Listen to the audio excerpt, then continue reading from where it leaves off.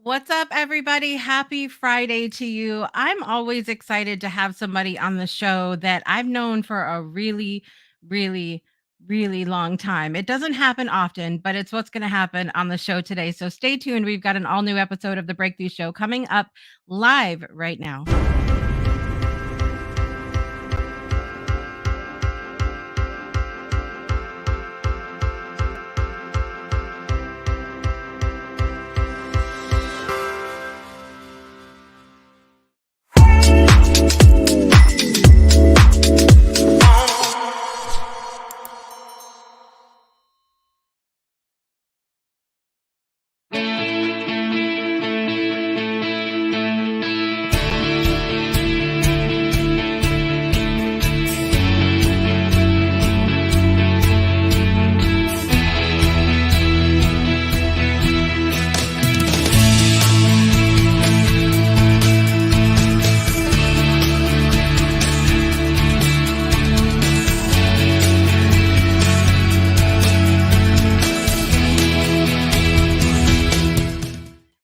Hello, everybody. Happy Friday to you. So excited to be here with you for another episode of The Breakthrough Show today.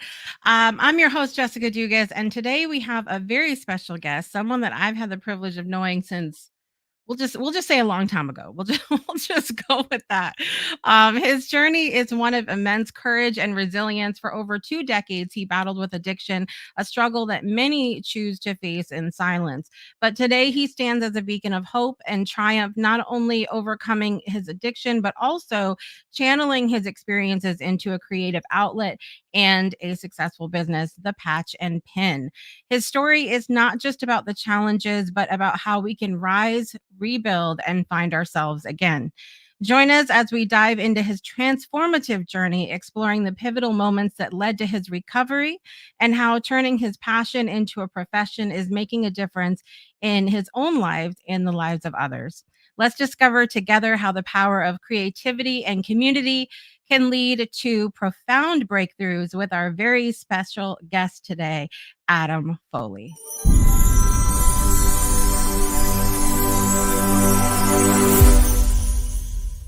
What's up, Adam? So glad to have you here today. Thank you so much for having me. I don't know what to say Absolutely. about that introduction. That was above and beyond for sure. I love it. I love it. Well, listen, we'll just have fun today. We'll have a little school reunion. A little school I think we've reunion. already started that.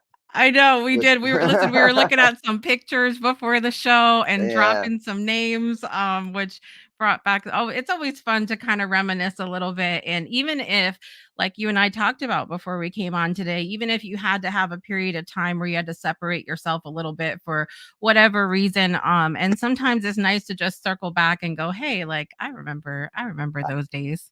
absolutely. I need those pictures. Yeah. I Yeah. need I those. love it. I love it. Miss Brittany's joining us out in the audience. Hello, Miss Brittany. Good to see you. And a familiar face to both of us from back in school days. Miss Danielle Valero is out there in the front row. Good to see you ladies today. Let us know if you have any questions or comments as we go throughout the show today. But let's start off. Tell everybody where you're joining us from today and maybe what that word breakthrough means to you. Oh, breakthrough. Well, I'm at home. I decided to work from home today. The shop's a little loud, so I'm at my home office in Groton, Connecticut. Breakthrough. Man, I didn't know I was gonna have to give out definitions. What it I means to mean that you though. I mean that depends. Probably for me, like right now, would be growth. Any kind of growth that I experience on a daily basis, because let's be clear, I'm a disaster even today. I am. There's work to do daily, and I fall short constantly. Fortunately for me, I have a couple great people in my life that'll remind me. But I would say growth for me, um, as far as breakthrough goes. I love that though, because we were talking before the show about sometimes people will say, well, I don't need to work on that anymore. I've already learned Hmm. that or whatever the situation is. And I don't think I believe in that. I think every moment is a choice to determine we're going to do and who we're going to be in that moment. Because I mean, I'm sure you know, with your journey, at any moment you could choose to go whichever way you want. Absolutely, absolutely. I'm a big fan of choices. Mm, Um, my life is a result of the choices that I make. mm, And unfortunately, I've made a lot of bad choices. And I mean, even today, I wouldn't say bad choices, but I'll make the wrong choices throughout the day. But I'm aware of all that now, and willing to take the action to correct that kind of stuff. yeah, Um, yeah, but there's always work to do, yeah, always, no matter what. And like I said earlier, I'm just willing now and aware of it. And willing to put the work in. Before, I just never was before. I didn't yeah. care.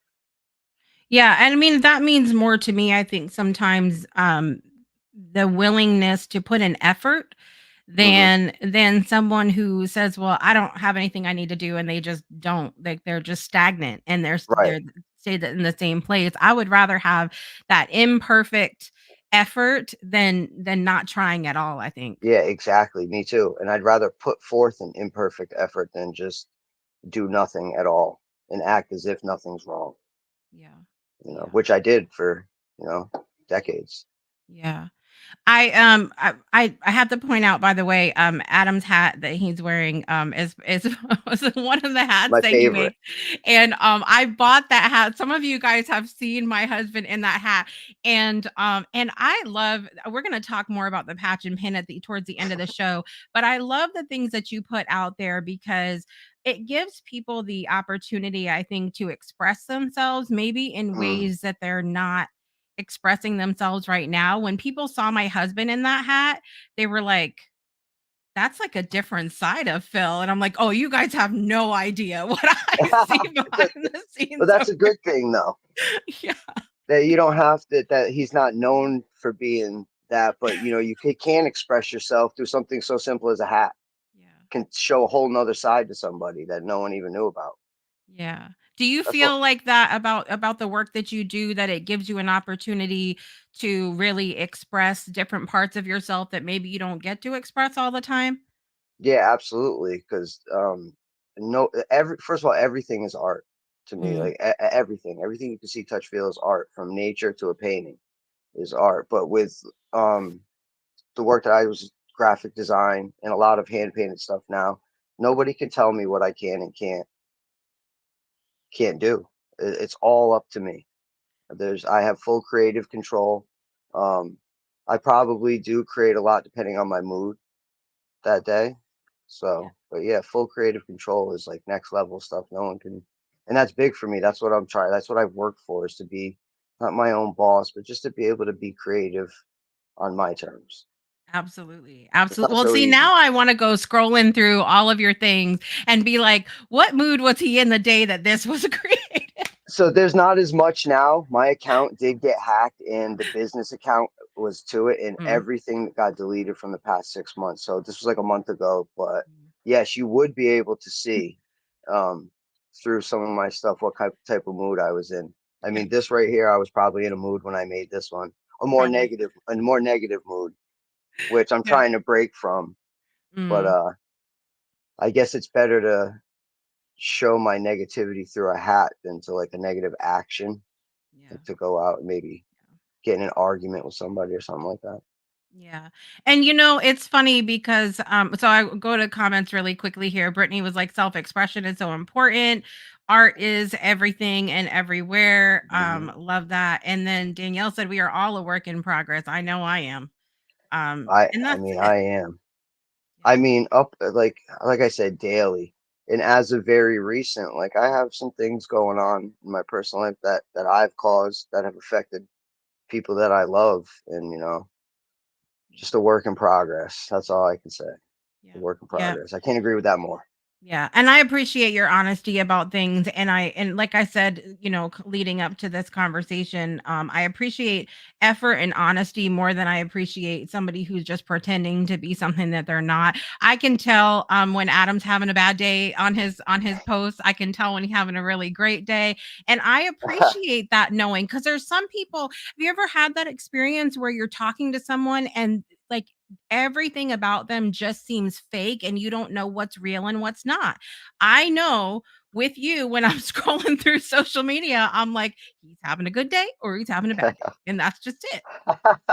I'm definitely working on that because I have a really good friend that, a couple really good friends, but a really, really close one that convinced me to stop the venting Mhm. on Facebook. I mean, I don't have many people in my life, so I would use my posts as my therapy and just get it all out. I'm working on it. I'm working on it. But yes, you can definitely catch my mood by my posts throughout the day. Mm. Not so much now that I'm restricted, but we could. That's a whole nother Yeah. topic. Well, But yeah, as listen. far real quick, as far Yeah. as the being fake part and not being able to tell, thinking someone's fake, Yeah. like that was me for a very long time because of being a drug addict. I always Mm. tried my best to hide the fact that I was a drug addict. Obviously, I'm Yeah. not going to fool everybody, but a lot of people I did fool and was fake. Yeah. Presenting myself to be someone that I wasn't, which was a clean and sober, responsible, trustworthy individual, and I just Right. wasn't at the time. Right. So I could No, definitely I relate. yeah, I can see that 100%. We're going to dive into more of Adam's story coming up here after the break. The story of addiction, coming out of it, the patch and pin, all of that right after the break. We'll be right back. Breakthroughs are about more than you might think. They're about discovering who you are, digging deep, reaching to the core of your soul. They're about healing yourself, understanding your beliefs, creating a ripple effect. And it's not just those initial moments that matter. It's about using them to bring more joy into our own lives and the lives of others. It's about having fun, letting loose, enjoying every moment life has to offer. It's about finding a safe space. It's about creating connection.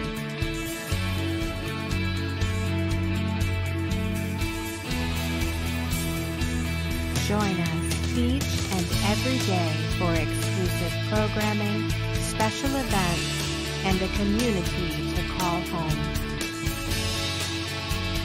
where we invite you to explore, change the way you look at and live your life, and go beyond the breakthrough. So we ask you, are you ready? We'll see you online at thebreakthroughshow.com.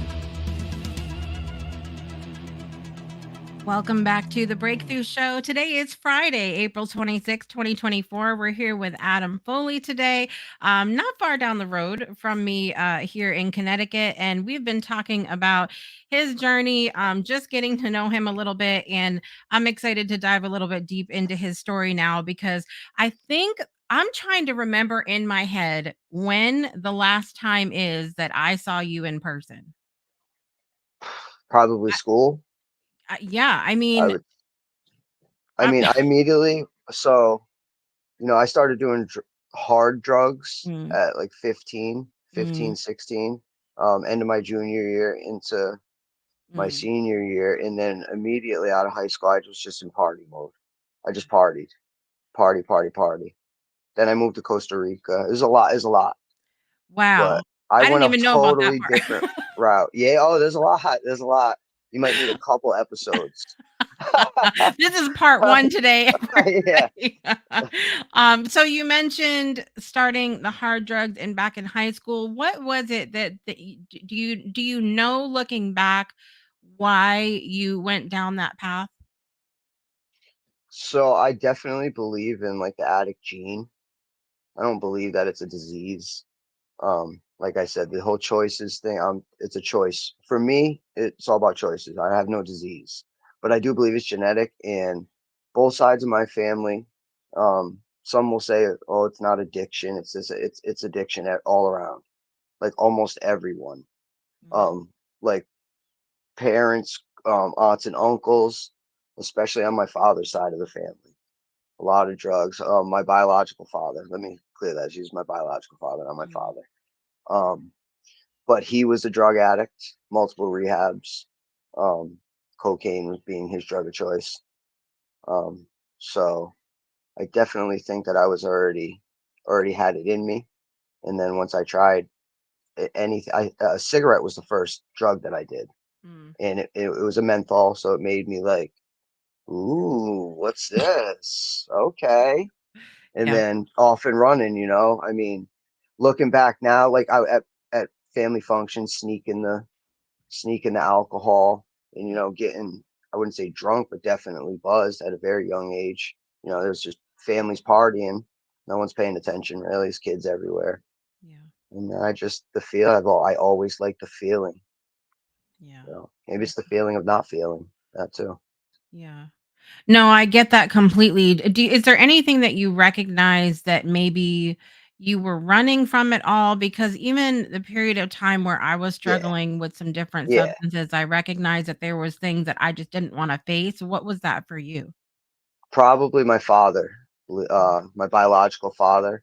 Um, him and my mother had separated when I was young. I want to say like 5 or something around there. My mother remarried to the man who would become he's my father.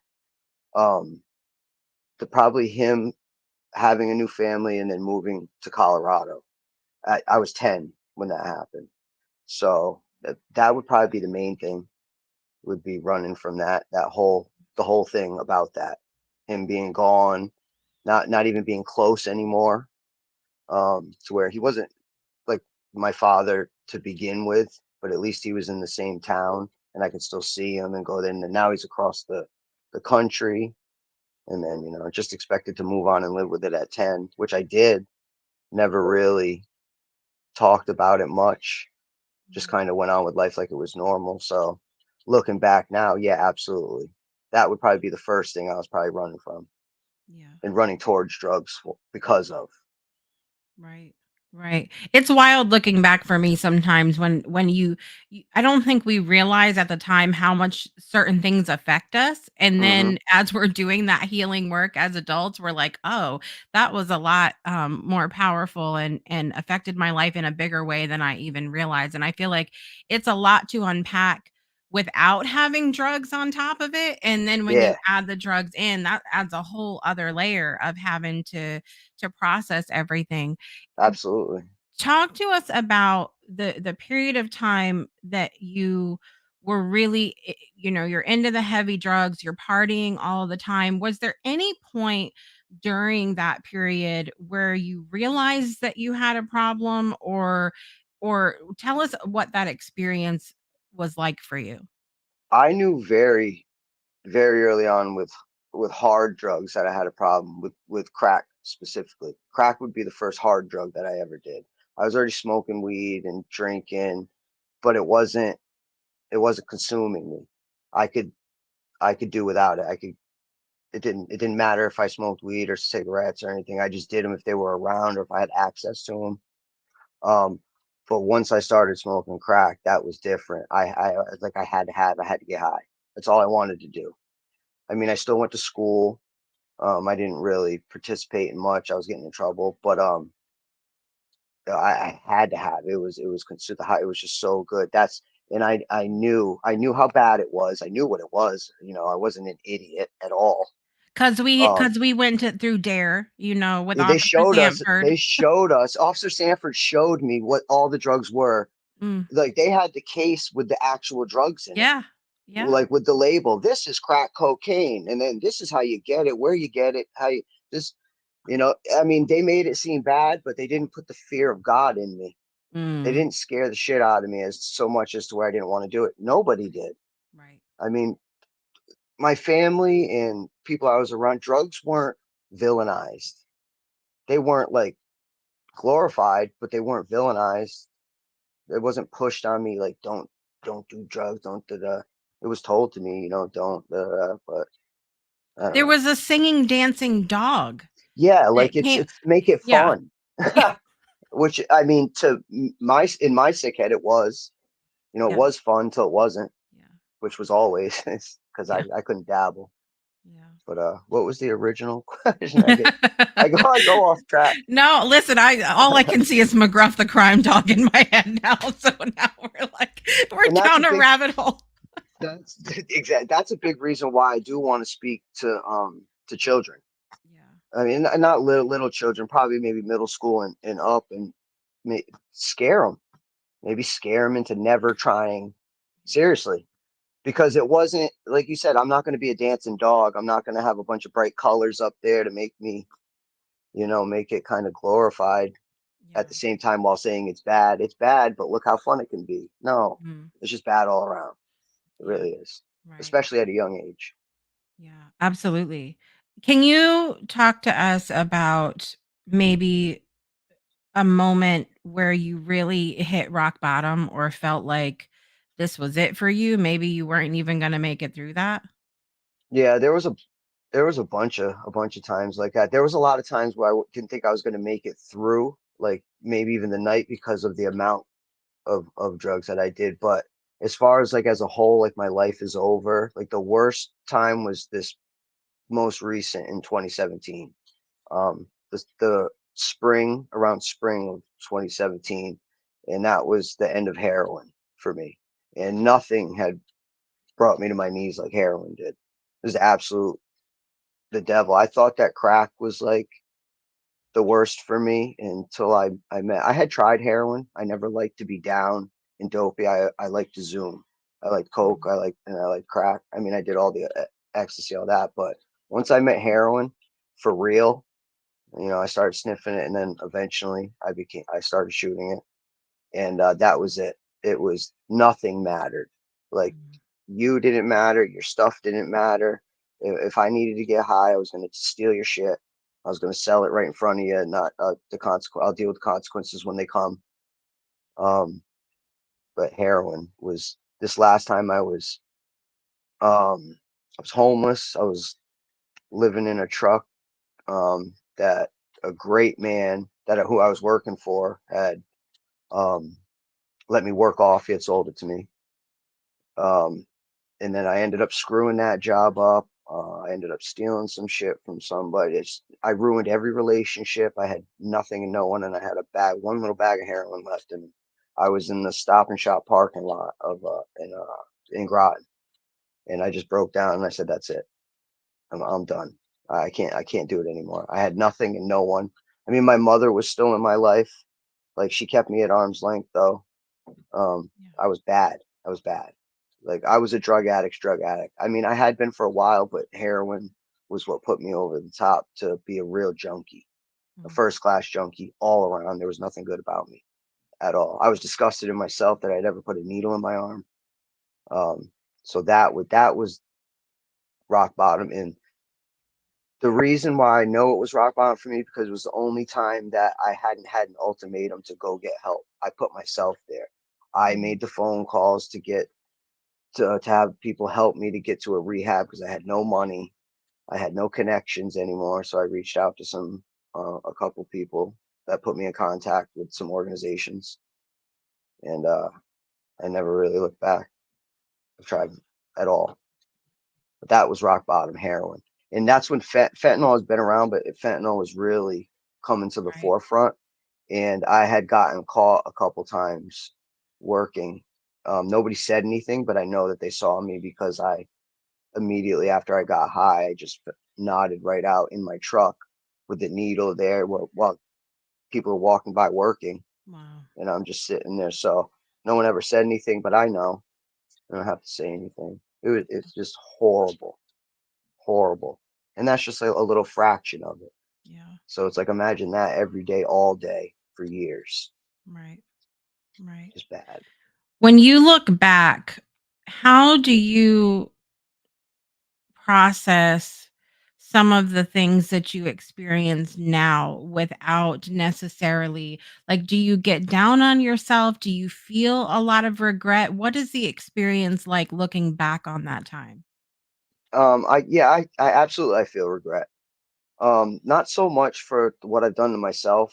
I do fairly well with rolling with the punches, change and shit like that. It's what I've done to other people, especially those close to me that I know love me. that would do anything for me. I've fucked just about everybody over that's ever done anything for me or have tried to do something. Yeah, I have tons of regret, but I can't change anything Right. that's been done. It's impossible. I'm not rich enough to have one of the time machines going around. Um, but I it's not. That's just what it is. I mean, I can't explain it any other way. All I can do now is just use my past as tools of what not to do today.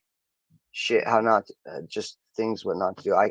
If I live in regret and let it affect me and get in my feelings, because to me, feelings after a time they become a choice for Right. me. If I allow them to make me feel a certain way, they're gonna. But if I don't, they won't. Right. So I gotta kind of. It's always with me. I carry that. I'll carry all of it with me for the rest of my life. But harping on it, it's not gonna be good for me or the people around me. Right. So Right. that's for me. That's what I do. That's what works best. And it's not easy at Right. all. At all. It's hard living with some of the things I've done Yeah. Yeah. I and mean, said even, right. right. Right. No. I've said And horrible things. it's interesting because I was, as you were talking about some of the different things that you experienced, I found myself getting very emotional over here because you think back to, you and I looked at some photos before we came on air today of a little party that we were at together in the 4th grade, which which I guess the third. I was a year off. Adam's Adam's famous big thick red and white striped shirt, from back It's like in the a day. polo, like a But as rugby you think polo. yeah, I know. As you think back to that time, I'm like, it's been years since we've seen each other, and I'm still like, I still have little Adam in my head, Yeah, of like, of that time, and even I'm sometimes still I think little. of I I haven't gotten any taller, by the way, than that picture. but like, sometimes I think of myself in that way too, of like that, like, and then you kind of snap back in reality and go, oh, like, where did the time go? What happened? Yeah, And so it's yeah, emotional thinking back to little Adam and going like, what, I where get was, it. and so do you like, what do you think little Adam would have thought about the Adam you sort of grew up into? Oh, he'd be pissed. He'd be pissed. I mean, nobody wakes up. Nobody as a kid is like, yeah, I want to be a crackhead when I grow up. You know what I mean? Nobody, even people that grow up in the worst of conditions around it. I he'd be highly disappointed, and little Adam would be pissed at big, still little but bigger Adam. Mm. He'd be pissed. He wouldn't. I He think he'd wouldn't be be pissed you happy. didn't have that shirt still, He like might. He's gonna have to ask his mother. No, that shirt's long gone. It can stay. we're not gonna some things we do not need to repeat. I'll Some splatter some paint on it, maybe. there you go. There you go. As you made when you made the decision to get clean, talk to us now about what that journey was like at the beginning. Did you relapse at all? Was it like done? Tell us about what that period of time was like. No, so I don't think I think I've been to 4 rehabs, and I think I've only successfully completed one of them. I've been kicked out because of my mouth. Like I said before, my mouth, seriously, my mouth is just as bad as my actions were. And up until recently, like within this past year, I've been a lot better. But as of recently, my mouth's been horrible. I want to clear it. I want everybody to know, whoever's watching, that I've said some horrible things, and my words affect people just as bad as actions. So check your words if you're watching. Just because they don't bother me, they bother other people. So I'm sorry. What was the Yeah. original question No, again? I'm tell us sorry. about how the in the beginning when you made that decision to get Oh yeah, clean. yeah. Yeah. It was tough for a while. So I went to a detox in New Haven. I actually had Community Speaks Out, an organization in Groton. They paid for me the cab ride from Mystic all the way to New Haven to the detox. Got me in the detox, and I was too high to get in. I had to wait out in the lobby till I was sick to go. It was miserable. So I'm sitting out in the lobby with all other people like me that are miserable and sweaty and stinky. It's what I needed though. I needed to be there with all these other to be reminded that yes, I'm just like that. And if I don't get my shit together, so the detox was tough, was really hard. Even though I was on a methadone wean, where they start you like 25 milligrams of methadone and wean you down, which 25 isn't nothing to when you're doing 7, 8 bags of dope in one shot. So Mm. my habit was extremely high. I would do as much dope as I could get my hands on every day. So the detox was rough, and then I ended up in Stonington Institute, which where I wanted to go because it was close to home.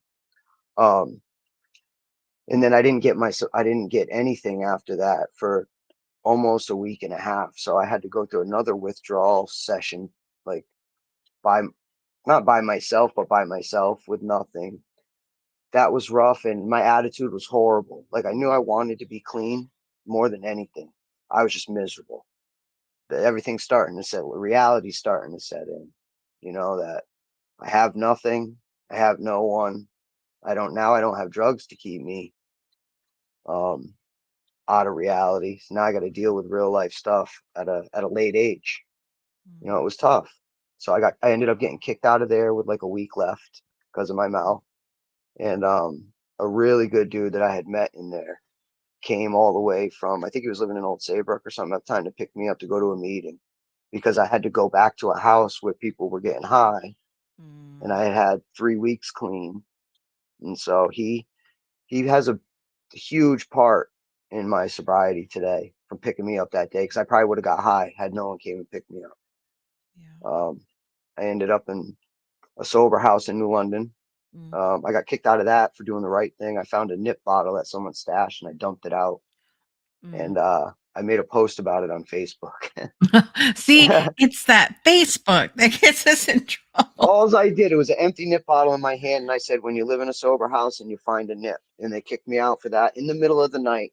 They came in like the Wow. stormtroopers. Yeah. Then I ended up in another sober house on Press Street in New London. If you know Press Street, it's Drug Street. At least it was. I Mm. don't know if it still is. That was a horrible situation. Management was horrible.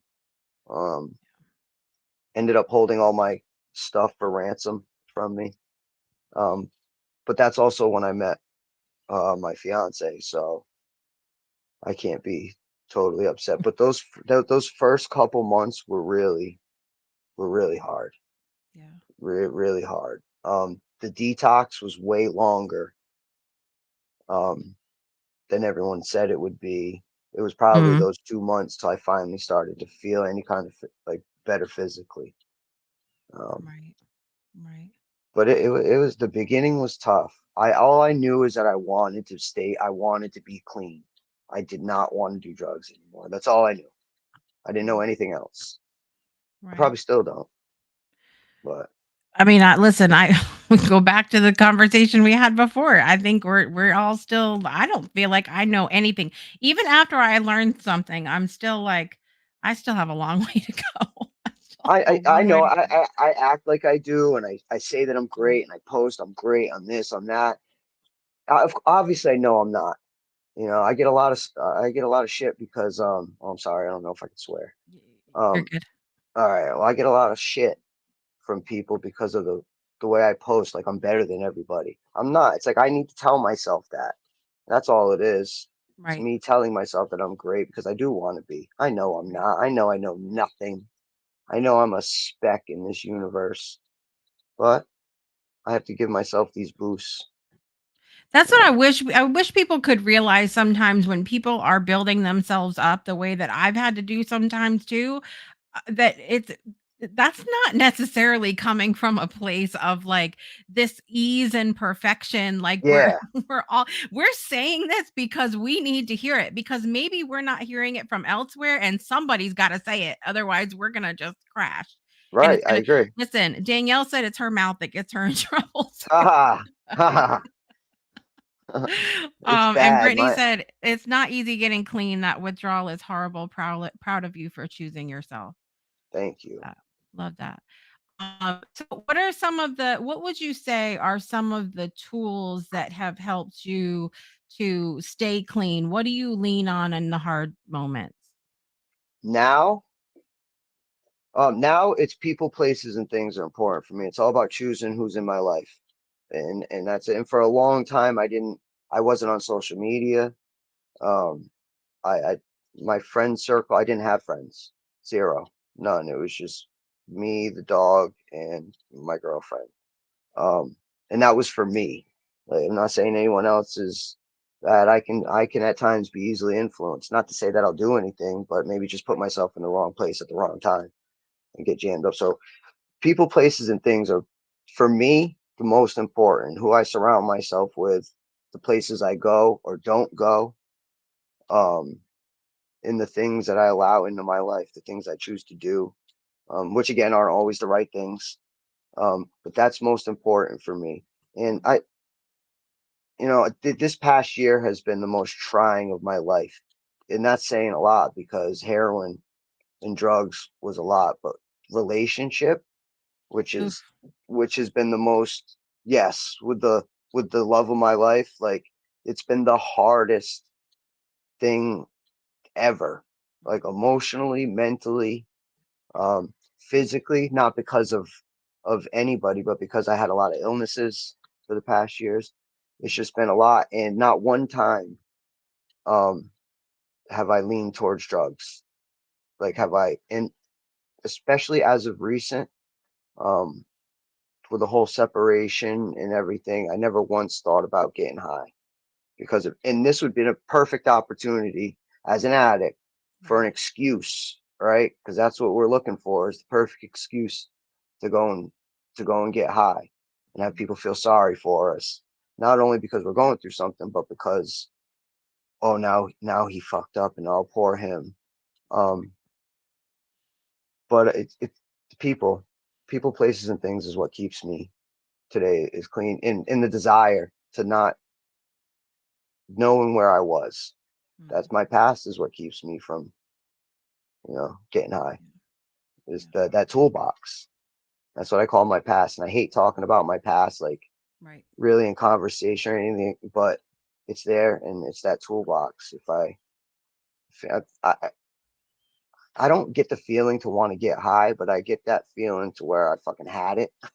Right. And Right. and it's so wanting to get high is right after that.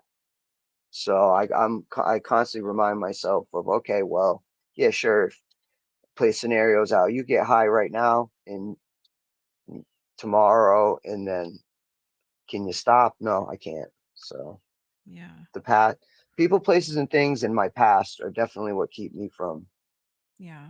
from using today. I think what you shared though is so important, of recognizing, like, maybe you don't think about getting high, but you recognize that thing that leads to that feeling or that leads to Yeah, wanting to go use, because that's something I feel like, whether our issue is with drugs or alcohol or food or porn or whatever the hell you think your problem is, anything. anything, if we recognize that I'm fed up, I'm done, I've had enough feeling, that we know is going to push us over the other side. Like, that's such a Hmm. huge thing, I think, for everybody listening to realize, because I have to listen, I may not have done crack before, but there are things that, like, I need to It recognize that doesn't. within myself. Listen. It doesn't. Like you said, it can be food, gambling, Yeah. sex. Like I've seen it all. Maybe not firsthand, but Yeah. I have common sense and I watch documentary and TV. It could be anything can ruin someone's life in excess. Right. Anything, and that's another thing. Food, when I first got clean, food was, and even to this day, anything that I like, it's like hats. If like I'll get go on in the zone and I'll just be focused. Yes. I get addicted to anything that I like to Mhm. this day, and I have to stop. Plants is another one. As you can see, my ZZ plant over here. I'm so they're everywhere, and they're Brittany, we're talking to you right now with but the plan. I will contemplate spending bill money on a new Mm. plant. That's the addict in me. Yeah. I won't do it now because, but I'll toss the idea around. It's a plant. I gotta have it, right? It's funny, but it's not. Like, this is No, a it's real not thing. anything This in the excess. the addict's mentality, Brittany. I have 300 plants right now. See, I listen. Last summer, I had almost 100 potted plants outside, 3 gardens, a sunflower garden, then like 30 potted plants inside. It's a problem. And then all the seeds, I have thousands of seeds. What do you need? Listen, you just switched. I mean, are there? I mean, it's a redundant question for me to ask, but is there not worse addictions to have? Absolutely, crack Yeah, or heroin. yeah, But yeah. even less than that, yes, like gambling, um, sex. Sex is a big one. Yep. It's everywhere now, and it's so glorified, like it's no big task. That's Yep. another thing. Don't get me That's going an on that. exchange. Look at we need to have a show about the It's an exchange of energy energy. exchange. Thank you. Um, People don't because believe it, man. People don't believe it. Why do you the whole good girl gone bad thing? So a good girl grown up, and I'm not using it. This doesn't have anything to do with I'm hating on gender or whatever. It's just an example. It's like it's an example of energy exchange. How about someone that grows up in a good household, mm, religious, will say, but then has sex with the seedy degenerate? Then that person goes bad. It's mostly because of the energy exchange. It's not right, because of what they do and who they are. It's that energy exchange. yeah, yeah. It's a real, We very need real thing, and I believe it. we need to. I already wrote a note. I just just put a note up because it's been top of mind for me lately. Because this is like the third time that that's accidentally come up in And conversation with people lately, and it's a real thing that it's people don't it is, and understand not how. just sexual energy, energy in general. Yeah. You can take Yep. on and I'm big at giving mine off. So if I'm in a shit mood and I go to work, people are going to be affected by that, and their day's going to be. So I'm trying to be aware of that as well. Yep. Like when So you post on Facebook about how you mad about I'm just I've picking stopped. Well, not stopped, but I've calmed down. I'm Yeah, just rub it in that I can't post now. just a little bit, just a little, there. No, I listen, I kid, but it's I've done it myself. Like, look, people, I'm supposed to be the queen of joy. I got my joy morning show, and all of that. I've had my moments, and that's it. Awareness is key. Awareness is key. Absolutely. It's, it's hard. Absolutely. None of this is easy, and like I said, Yeah. I'm still a disaster. I still say the wrong things every day. I'm just a big thing for me nowadays is my mouth, and because of the way it affects the people I love. And I've said some very beyond hurtful things to the people I really do genuinely love. But today, my mouth and the words that come out of it are one of my biggest focuses.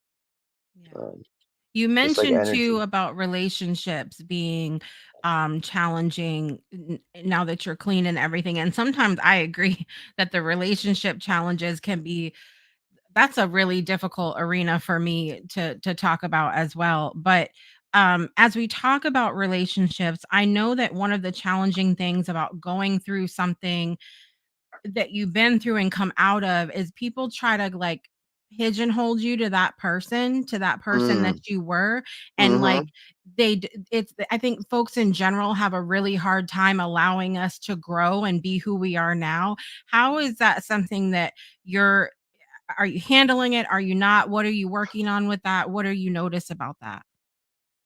Yeah. So a lot of people with me, the past that I do have, and the wake of destruction that I've left, it's just a lot of people aren't going to let go of that person that I was, and a lot of them rightfully so. I mean, I've done them dirty. I've done some horrible things. I mean, I get it. I've tried to just, for the most part, let it go. I tend to fester on things. I hear the chatter from people, and it's usually people that aren't in my life and don't bring any value to my life, and I struggle with not reacting to them, like you said, pigeonholing me to that guy that I was, because I'm not. But for decades of living a certain way, people, and they don't know me, because I really did. I kind of went into hiding for the past 7 years. I only had communication with that outside world when I had my other business and I needed social media. because outside social media, I don't really speak to anybody. And that's, again, a lot on me because of people, places, things. Um, I don't know. I just try to continue doing what I'm doing and not let what people say about me, especially when it comes to holding me to the person I was before. Because if they're not willing to take 5 seconds to get to know who I am now, then I got to stop letting what they think about me before. I know who I was. I don't need the constant reminders. Um, if you can't get over it, I mean, I'm sorry. If you would like me to go down the list of people that I've wronged and say sorry, I will. Um, but I'm trying to refuse to not let people who aren't in my life bring no value into my life and just want to be negative all the time bring me down. But I easily get sucked into it, and then I 9 times out of 10 I end up looking like a bad guy. So, and I've acknowledged that, and it's affected my life all around. It's affected business, it's affected friendships, it's affected just about everything. But I had to go through it to get to it. Yeah. I think one of the things that you said that was really important there as well is recognizing where the comments are coming from and if that's a person that's bringing value to your life. If it's somebody that's just, or they're just popping up to read you the right act of everything and all the things that you've ever done in Mm-hmm. your life. Like I laugh sometimes at that because I'm like, I promise you I can be way harder on myself than you're being on me right now. Oh, nobody gets it worse than the man in the mirror. Yeah. Yeah. Nobody. I'm my own worst critic, and you know, I don't know. Yeah, I'm my biggest enemy when it comes to my mouth. Is people don't see it, so they don't know. So, and I think that's what bothers people a lot about me is that I don't let words don't really bother me. You could call me whatever you want. You can say whatever. Like it just doesn't. It's the actions that or lack of action Yeah. that bothers me. Yeah. Sticks and stones when it comes to words. But I've also learned that not everybody is like Right. me, and that my words have deep negative effect on people, Yeah. especially those that I care about. Yeah. And that's my biggest. That's what I'm working on the most. Yeah. Yeah.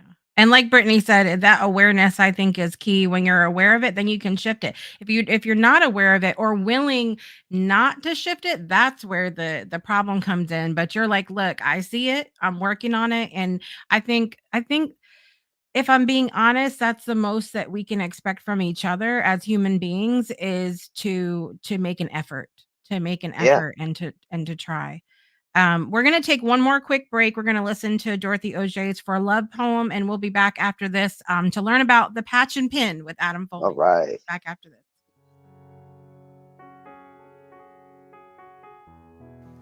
I shall stand for love, even with a broken soul, even with a heavy heart. I shall stand for love, for the world is wounded, not just my little piece of land, where I am mostly safe, where I am mostly well, but our world, everywhere, every day. I shall stand for love, because we need more light, not more death, not more power, not more bombs. I shall stand for love, so that our children are safe, so that our friends are sheltered, so that our borders are open. I shall stand for love, even with a broken soul, even with a heavy heart. Welcome back to the Breakthrough Show. You can learn more about Dorothy Auger and her We Shall Stand for Love platform at weshallstandforlove.world. I encourage you to come visit the We Shall Stand for Love room in the Breakthrough Show Network virtual community, where you can listen to over 70 different languages in her For Love poem, and encourage you to visit us there. Thank you, Brittany, for standing for love with us today. And Danielle said, the past me and the me now are two different people. We are not the same. We True are not that. the same. That's why. So most of my life I've gone by Foley. That was my nickname. I didn't really choose it. That's what my father and his brothers, they were all called that. So it just happened with me. And that's the one thing is like I don't want people to call me Foley anymore. My name is Adam. You might have seen me post that. It really does bother me. I hate being called Foley because that's just linked to fuckery and Yeah. shenanigans, and I don't know, two different people. You It need just to made me think of that. rename yourself Adam Cancel Me. And then Yeah, I could legally do that. you could listen, you could do anything you want. I'm all for anybody doing what's going to help them to be on the path that they want to be on moving forward. No, even if I don't get it, I don't understand it, that's not my business. That's not, you do what you have to do to be good and move forward. I agree. Just don't hurt people. Or Yeah. try, just go in with good intentions. That's what I do. I try my best. Just fall short. Well, I've accepted it. let's talk about the patch and pin, Let's which is talk very about it. exciting. Because we see Adam's hat, but you tell us how you got into sort of this world of designing fashion and painting and things like and art, because I don't remember you being like super big into art and stuff in school. So tell us how that came about. No, I would say like the art that I was most into as a kid would have been music. Mm, Um, mostly paintings, that kind of art, graffiti, street art, not actually being an artist, but the visual part of it. I've always mm, loved art. And like I said, everything is art to me. And I've loved nature. I love nature. So actually when I got clean, and I moved in with my girlfriend, I started doing fluid painting a lot, pouring and all that stuff, the silicone in it, and I got addicted to it. mm. Like art, next thing you know, I got paintings all over the walls, everywhere. I'm spending all this money on supplies that I don't have. Mm. She's buying stuff, and it Yeah. turned into a whole art studio in the basement. Mm, So it started like that, and then I was watching I had years ago I saw a video of someone with an iron putting something on a shirt, and then it just popped into my head. I was like, I could do that, and I started with an iron in the living room with a some Mickey Mouse design, and and painting rocks like mm. the 860 Rocks group and stuff like Yep. that. I started doing that first. I started like doing stencils on the rocks and putting them out, and then that's where I started thinking maybe I could do clothing. I've Mm, always liked clothing. That's another thing. I've always, especially sneakers. Sneakers are my thing. I could do without designer, everything else. I always liked a nice pair of sneakers and a hat. I think the hat and the sneakers can make any outfit. So that's like the progression into art. It wasn't always there like that. yeah. Um, until I got clean, and I think I was looking for something to fill that void in my time. I wasn't working. Mm, I didn't work for a while. That's thanks to my girlfriend. I was blessed with a wonderful woman that just let me stay clean mm. and work on that for like years. Yeah. Um, and I did. I got creative, and then I started. I had a clothing company called 730 Streetwear, which I shouldn't have. I should have waited. I jumped into it. I was doing it from home. I was more like a crafter than I Yeah. was running a business. And then COVID came around, and we got sick, and I wasn't motivated after that to do it, and Yeah. I stopped and just went to work. Yeah. And I still had the machines and everything, and I would never let them go.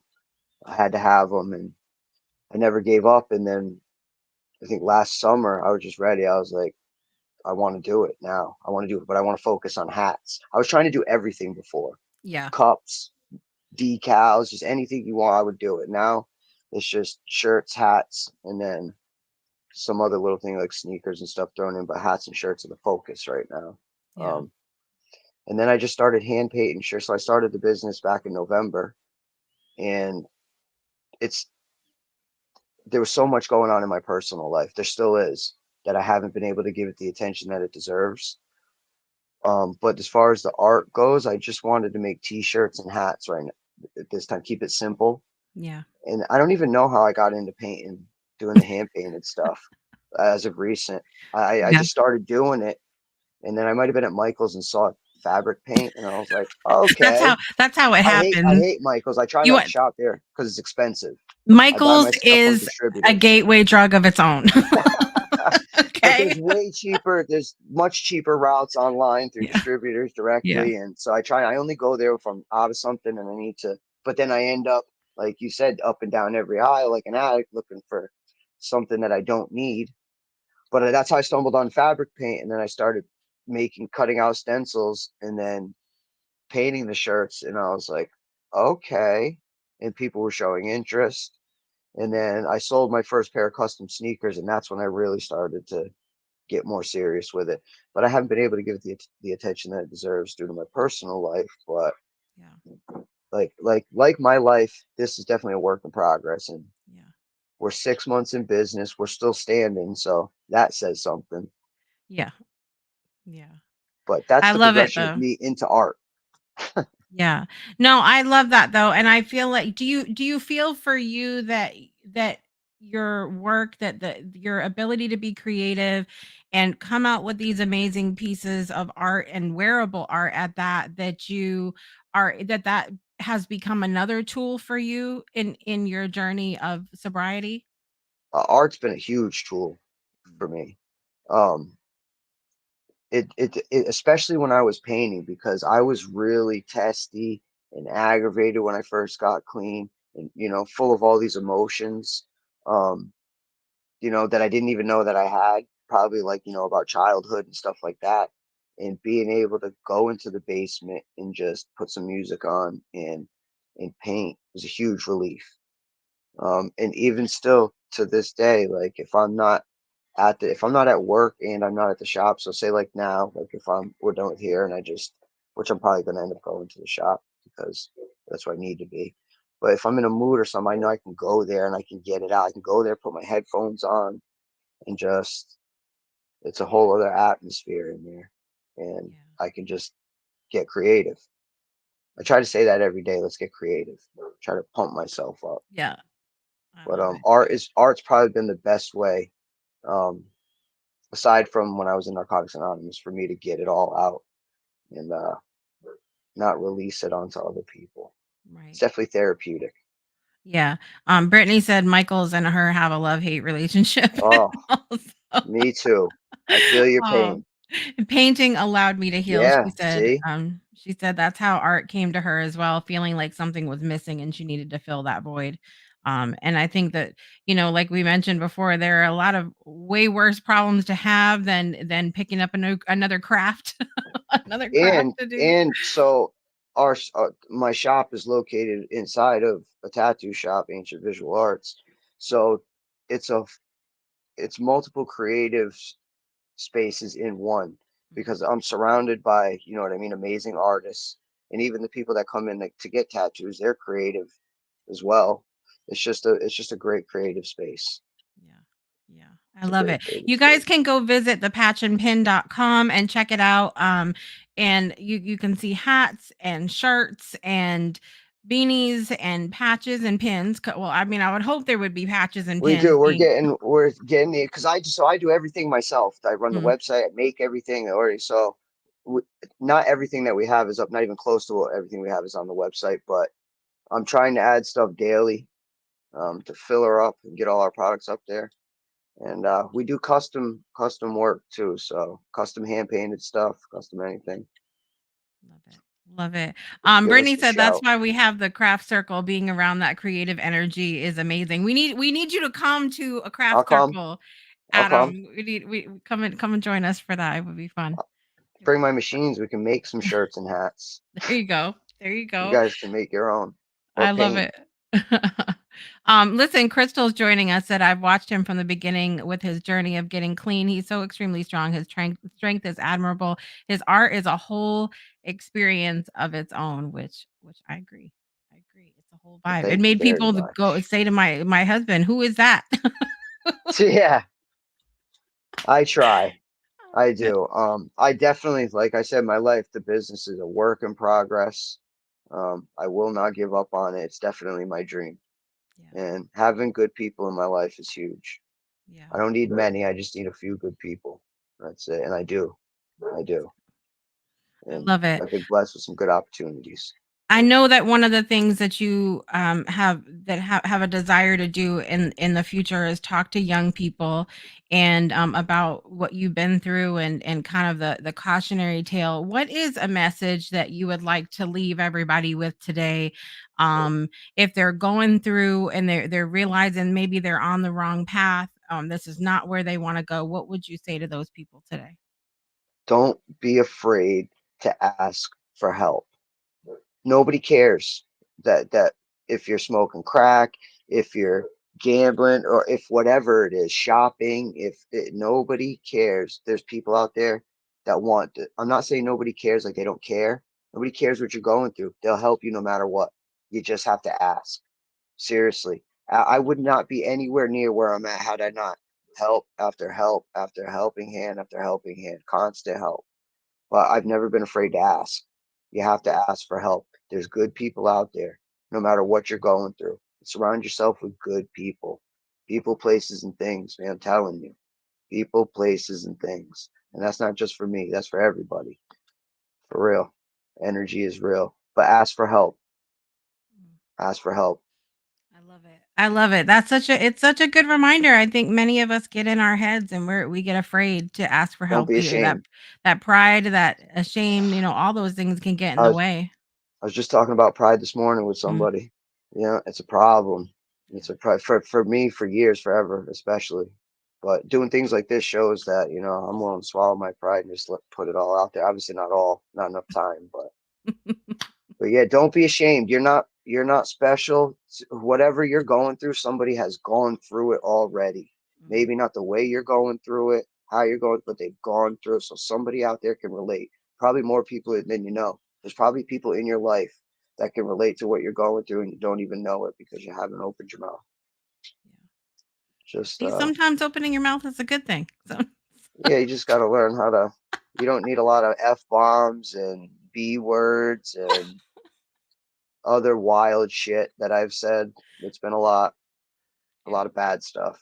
Not proud of it at all. Listen, but listen. We just said don't backtrack now. We just said sometimes it's a good But thing. So. it is a good thing. Actions speak louder than words. You'll never convince me otherwise. It's Mm, about actions. yeah, yeah, love that. Well, thank you, Adam, so much for No, being here today. I appreciate thank you you, for and having me anytime. yeah, we'll definitely have Adam back on the show, and I'm gonna come see you down in Pawcatuck Come as see me. well. And I'm not joking about that. What is it? Art circle? Is that what you said Yeah, it is? yeah. Art group? Yeah. I'll come. What, I don't know what it is, but I'll do it. Well, I'll tell you. Listen, we'll talk about it. We'll talk about it after the show, and All it'll be right. great. All All right. right, thank you so much, Adam, for being here today. I appreciate you. I appreciate you. Thank you for having me. Absolutely. All right, guys, listen, I'm so excited to have had Adam on the show today because it's always nice to be able to have somebody on the show that I've known for a minute. We'll, we'll just go with that for just a minute. As we wrap up today's episode with Adam, I'm reminded about the strength and resilience that define the human spirit. Thank you so much, Adam, for sharing your inspiring journey with us and for showing us what it is possible to be able to rise above challenges, transform lives, starting with our own, of course. Adam's path from overcoming addiction and launching his business, The Patch and Pin, illustrates a powerful story of redemption and the positive impact of embracing one's passion. It reminds us that all our past struggles can pave the way for future successes and meaningful contributions to the world. For those of you inspired by Adam's story, I encourage you to support his journey further by visiting thepatchandpin.com. Got it down in the comments for you guys and in the description of the video, where every purchase doesn't only support a small business, but a larger story of recovery and creativity. Don't forget to join us next time on the Breakthrough Show for another incredible episode. We've got Ray Coates on next Friday as we celebrate his new single, Run for the Roses, from the upcoming Fall Guy album. It's an episode you don't want to miss as we continue to explore the themes of resilience and transformation. Thank you so much, Adam, for being here today. I want to thank all of you for watching or listening wherever you are in the world today. I'm your host, Jessica Dugas, and I want to remind you that every day is a great day for a breakthrough. We'll see you next time. Bye, everybody.